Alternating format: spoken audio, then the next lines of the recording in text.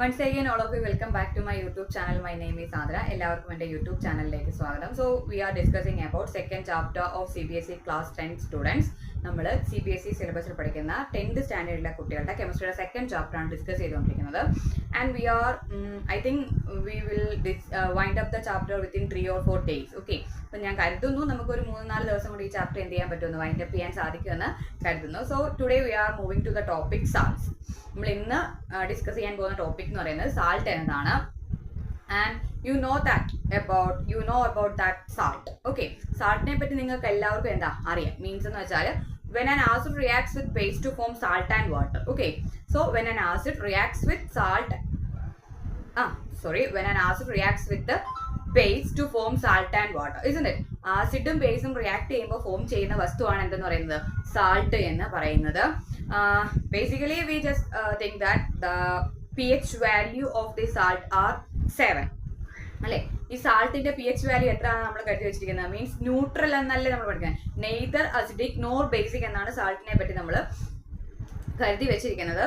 So but in this portion we will learn more about the salt. Okay, ഈ ഒരു salt എന്നുള്ള ടോപ്പിക്കിൽ salt എപ്പോഴും ന്യൂട്രൽ ആയിരിക്കുമോ അതോ അസിഡിക് ആകാനോ ബേസിക് ആകാനോ ഉള്ള ചാൻസ് ഒക്കെ ഉണ്ടോ എന്നതിനെ പറ്റിയാണ് നമ്മൾ ഈ സാൾട്ട് എന്നൊരു പോർഷനിൽ ഡിസ്കസ് ചെയ്യുന്നത്. So in your textbook there is one activity related to salt. That one is activity 2.13. Okay, so second chapter le 13ാമത്തെ ആക്ടിവിറ്റി ആണ് തന്നിരിക്കുന്നത്, that related to salts. So activity എന്ന് പറഞ്ഞാൽ കുറേ സാൾട്ടിന്റെ ഫോമാറ്റ് അവിടെ തന്നിട്ടുണ്ട്, പേരുകളാണ് തന്നിരിക്കുന്നത് കേട്ടോ. And you need to write down the formula, molecular formula of that salt, and then you need to find out which acid and bases are there. Okay, അപ്പം salt form ചെയ്യണമെങ്കിൽ ആസിഡും ബേസും റിയാക്ട് ചെയ്യണം. ഈ ആക്ടിവിറ്റിയിൽ പറയുന്നത് എന്താണ്, കുറെ സാൾട്ടിന്റെ ഫോർമാറ്റ് അവരോട് തന്നിട്ടുണ്ട്. അത് ഏതൊക്കെ ആസിഡ് ബേസും റിയാക്ട് ചെയ്യുമ്പോഴാണ് അങ്ങനെ ഒരു സാൾട്ട് ഫോം ചെയ്തത്. May be there is question in our board exam. Okay, ഒരുപക്ഷെ അങ്ങനെ ഒരു ക്വസ്റ്റ്യൻ നമുക്ക് എന്ത് ചെയ്യാം, ബോർഡ് എക്സാമിൽ പ്രതീക്ഷിക്കാം. ബിക്കോസ് എന്തായാലും എക്സാം ചോദിക്കാൻ പോകുന്നില്ല what do you mean by salt, what do you mean by acid. എന്തായാലും ഡയറക്റ്റ് ഒരു ക്വസ്റ്റ്യൻ ആ സാൾട്ട് എന്താ എന്നൊരു ചോദ്യം നമുക്ക് പ്രതീക്ഷിക്കാൻ പറ്റത്തില്ല. So then we can think about this formation of salt.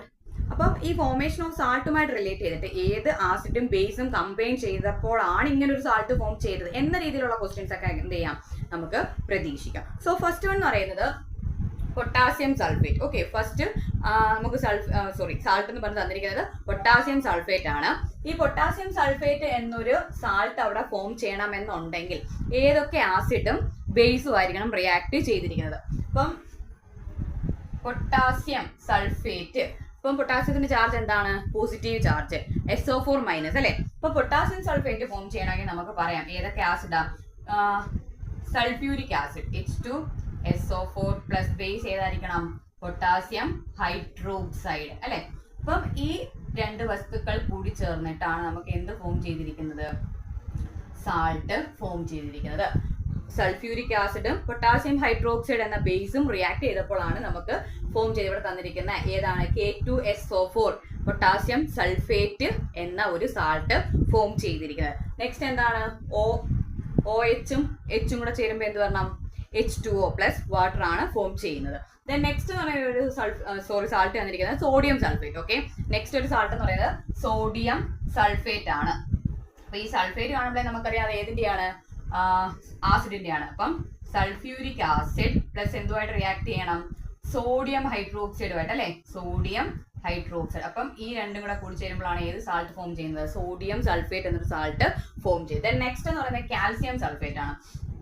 Acid എന്ത് തന്നെ, സൾഫ്യൂരിക് ആസിഡ് പ്ലസ് എന്താണ്, കാൽസ്യം ഹൈഡ്രോക്സൈഡ്, അപ്പം ഈ കാൽസ്യവും അതായത് ബേസിലെ കാൽസ്യവും ആസിഡിലെ സൾഫേറ്റും കൂടെ കൂടി ചേരുമ്പോഴാണ് കാൽസ്യം സൾഫേറ്റ് ഫോം ചെയ്യുന്നത്. ദെൻ നെക്സ്റ്റ് എന്ന് പറയുമ്പോൾ മഗ്നീഷ്യം സൾഫേറ്റ്. ആസിഡ് എന്ത് തന്നെയാണ്, സൾഫ്യൂരിക് ആസിഡ് H2SO4+ എന്ത് വരണം, magnesium hydroxide MgOH2s.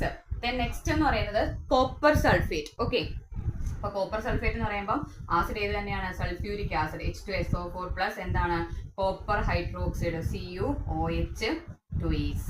Okay, then next one എന്ന് പറയുമ്പോൾ സോഡിയം ക്ലോറൈഡ്. നിങ്ങൾക്ക് എല്ലാവർക്കും ഒരുപക്ഷെ അറിയായിരിക്കും ഏതൊക്കെയാണ്, ഹൈഡ്രോക്ലോറിക് ആസിഡ് പ്ലസ് എന്താണ്, സോഡിയം ഹൈഡ്രോക്സൈഡ്. അപ്പൊ നമ്മുടെ ബേസ് എന്ന് പറയുമ്പോൾ സോഡിയം ക്ലോറൈഡ്.